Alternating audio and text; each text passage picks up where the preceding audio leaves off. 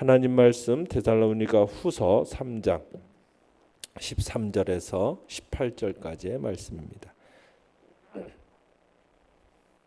데살로니가 후서 3장 13절에서 18절의 말씀 우리 한 목소리로 같이 읽도록 하겠습니다. 시작. 형제들아 너희는 선을 행하다가 낙심하지 말라. 누가 이 편지에 한 우리 말을 순종하지 아니하거든 그 사람을 지목하여 사귀지 말고 그로 하여금 부끄럽게 하라. 그러나 원수와 같이 생각하지 말고 형제같이 권면하라. 평강이 주께서 친히 때마다 일마다 너희에게 평강을 주시고 주께서 너희 모든 사람과 함께 하시기를 원하노라. 나 바울은 친필로 문안하노니 이는 편지마다 표시로서 이렇게 쓰노라. 우리 주 예수 그리스도의 은혜가 너희 무리에게 있을지어다. 아멘. 오늘 말씀의 제목은 마지막 배려라는 제목으로 말씀을 나눕니다. 우리가 어제 앞에 10절로 12절에서 도무지 일하지 않고 일만 만드는 자들 그들로부터 이제 규모 있게 행하는 형제들에 대해서 이제 오늘 이야기를 합니다. 게으르게 행하는 자들 그들의 오류를 바울이 지적했고요. 이제 성실하고 규모 있게 행하는 그 자들에게 이제는 형제들에게 바른 권면을 주고 있는 겁니다.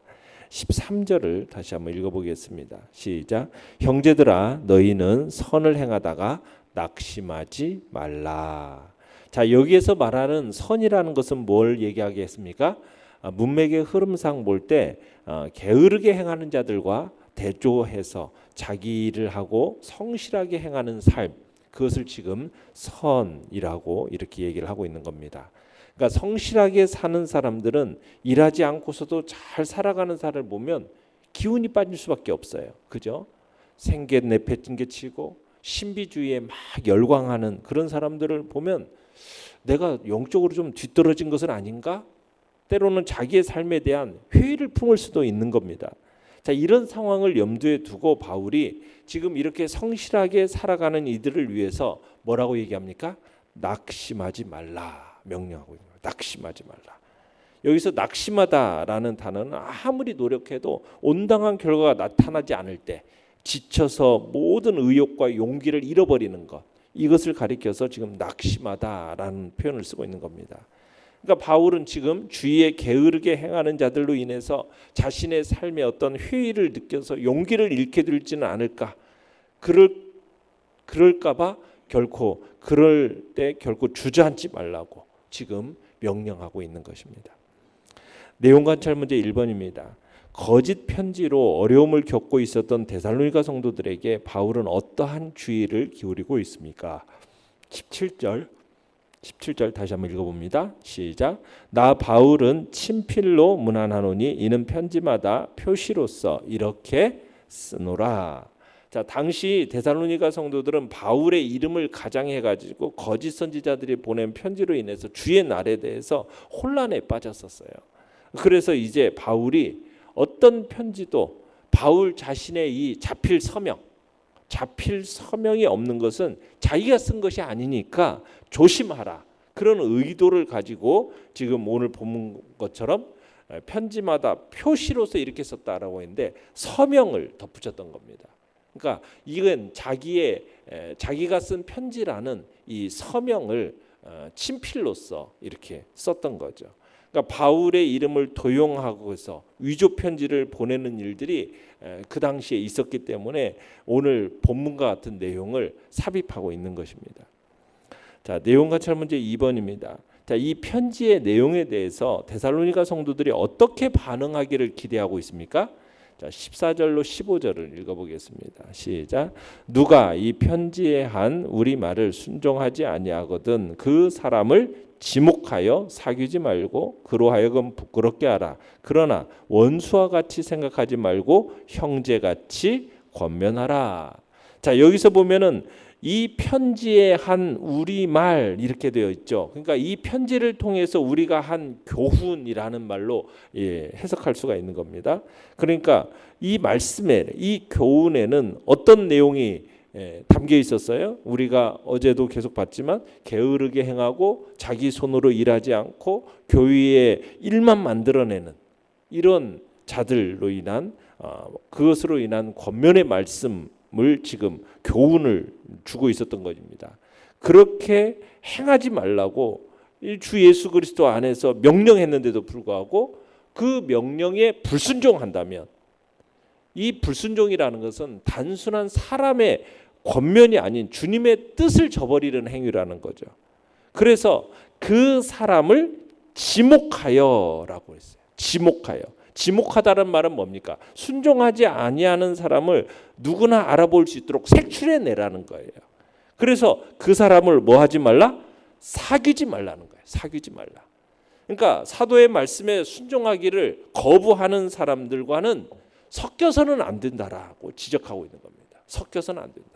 물에 물감이 섞였을 때 물이 물감색으로 변질이 되듯이 순전한 성도들 사이에 이 불순종하는 사람들이 섞이게 되면은 내버려 두잖아요. 그러면은 이 순전한 성도들 역시 그들에게 동화될 위험이 있는 겁니다. 그래서 그들과 뭐 하지 말라? 사귀지 말라는 거예요. 그러면은 왜 그 사람을 지목해서 함께 교제하지 못하도록 합니까? 목적이 무엇입니까? 거기서 보면 이렇게 되어 있죠. 뭐라고 되어 있습니까? 그로 지목해서 사귀지 못하도록 하는 건 뭐예요? 그로 하여금 부끄럽게 하라 이렇게 되어 있어요. 성도들로 하여금 어떻게 보면은 사귀지 못하는 것은 따돌림을 당하는 거 아닙니까? 그러면은 따돌림을 당할 때 내가 왜 따돌림을 당하는가 깊이 반성해보고 자기 모습을 직시해서 자기 자신의 그 바르지 못한 모습에 대해서 뭐하도록 부끄러움을 느끼도록 하라는 거죠. 왜 부끄러움을 느끼도록 하라고는 거? 왜 부끄러움을 느끼도록 하게 하기려는 것입니까? 회개하려는 목적을 가지고 이게 지금 부끄러움을 느끼도록 하라는 거죠. 그러니까 교회에서 훈계의 목적이 뭐예요? 죄인으로 하여금 이러한 죄인으로 하여금 회개의 부끄러움으로 인도해서 그를 돌이키게 하려는 것이 목적인 거죠. 그죠?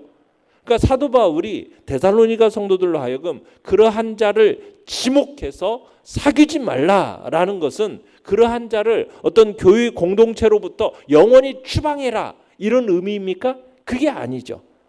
그로 하여금 깨달아서 회개하고 돌아오도록 일시적인 징계를 얘기하고 있는 겁니다. 그러니까 교회가 이런 경우에 부딪혔을 때 그러한 자를 지목하고 사귀지 않는 배후에는 어떤 그를 향한 어떤 증오심이 아니에요. 그 영혼을 향한 긍휼의 마음으로 마음을 품어야 된다라는 거죠.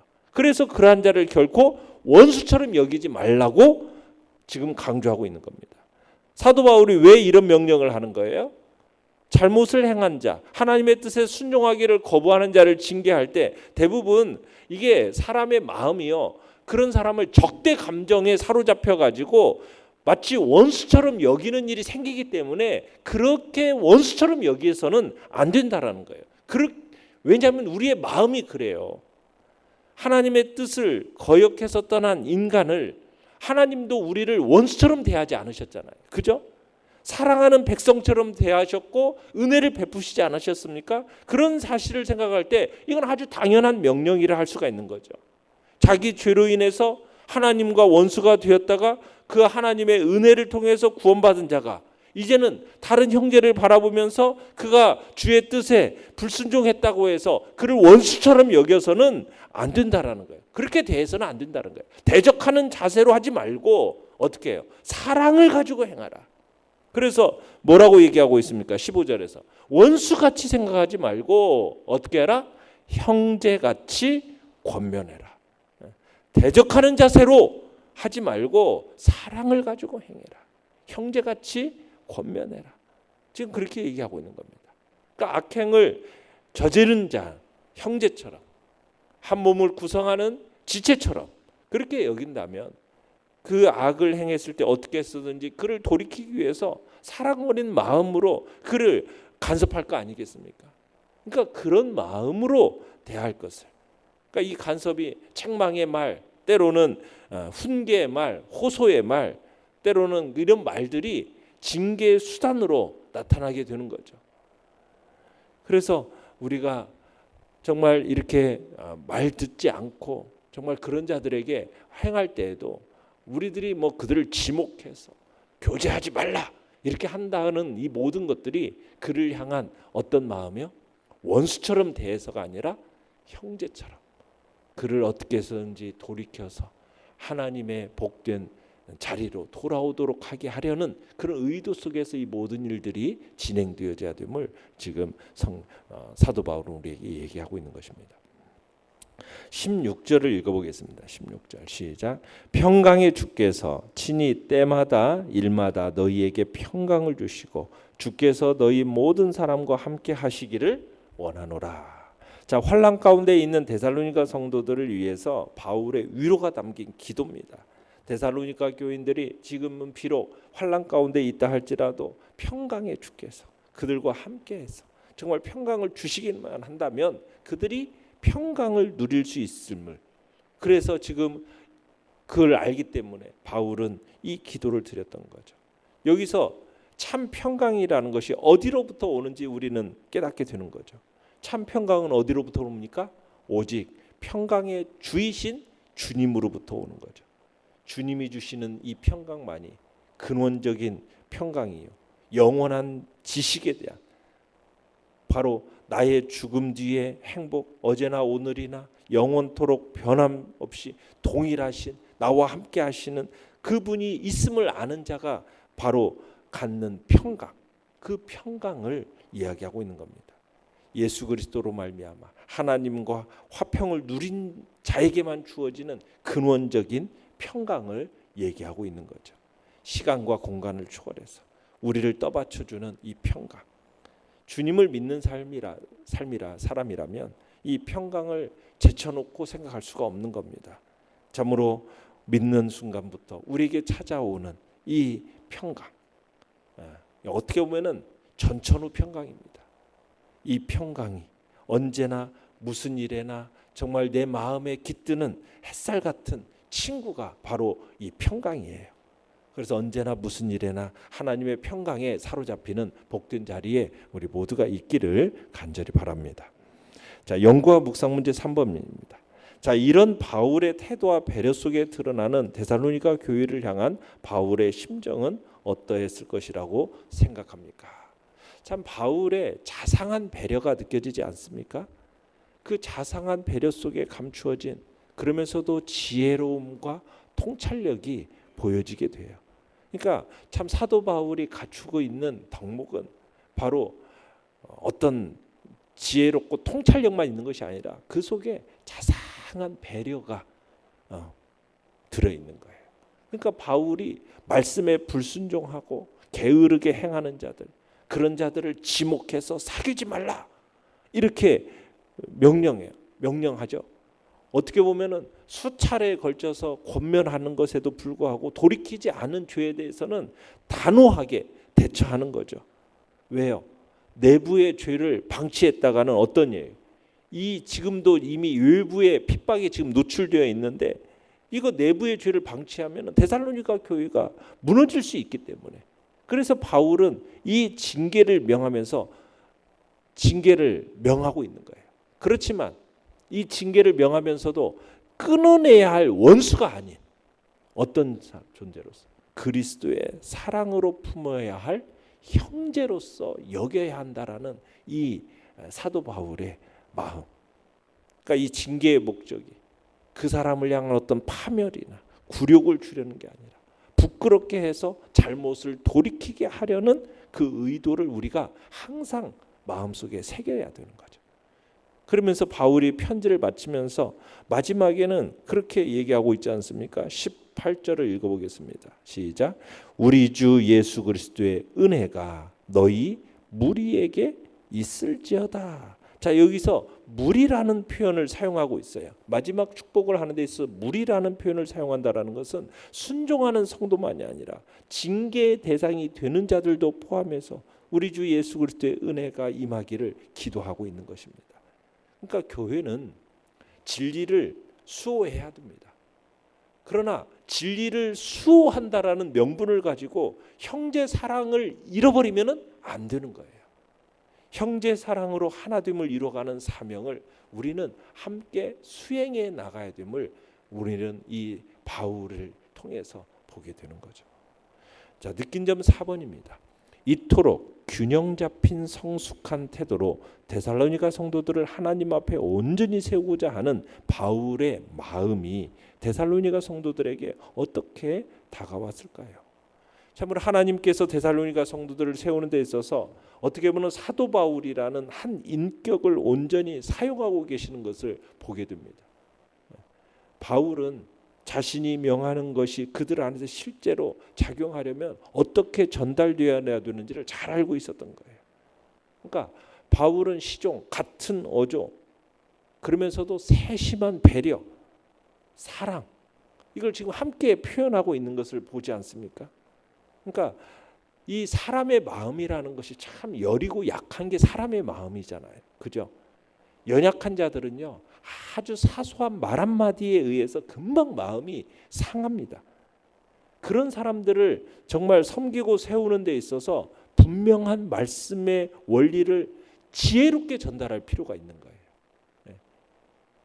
지금 데살로니가 성도들이 정말 신앙적으로 성숙한 게 아니잖아요. 열이잖아요. 그죠? 그 여림 속에는 항상 뭐가 함께 있어야 되는 겁니까? 자상한 배려, 세심한 정말 그 마음을 가지고 그들의 마음을 잘 이렇게 좀 마음을 배려하면서 그 마음을 어떻게 잘 보살필까? 참 이것이 우리에게 있어서 너무나도 필요한 겁니다. 그저 지혜와 통찰력 중요합니다. 그 지혜와 통찰력을 가지고 분명한 말씀의 원리를 전달하는 거 무엇보다도 중요한데, 그런데 그걸 전달함에 있어서 우리가 어떻게 전달해야 된다고요? 정말 배려, 자상한 배려와 세심함이 필요하다라는 것. 그 사랑의 마음이 그 안에 있어야 됨을, 그렇게 할 때 기꺼이 진리를 받아들일 수 있게 되는 것입니다. 그래서 우리가 균형 잡힌 이 성숙한 태도가 너무나도 중요하다라는 것. 우리는 지도자로서 성도들을 섬겨감에 있어서 이런 마음의 태도를 가지고 지혜롭게 잘 섬겨나가는 복된 자리에 있어서 성도들을 온전히 세우는 일에 함께하기를 간절히 바랍니다. 결단과 적용 5번입니다. 사람들을 섬기는데 낙심하지 않고 성공적으로 섬기기 위해서 어떠한 태도와 생각을 해야 할지 계획하며 결정하도록 합시다. 우리가 계속해서 얘기하고 있었던 것처럼 그저 그 사람을 뭐 잘못하고 있다고 해가지고 단호하게 끊어내려는 그런 마음의 태도가 아니에요. 정말 사랑의 마음, 형제같이 정말 권면하면서 자상하고 세심한 배려가 우리 안에 항상 있어야 됨을 다시 한번 생각하면서 오늘도 그런 복된 자리에 우리가 있기를 바랍니다. 오늘의 기도 같이 읽겠습니다. 시작.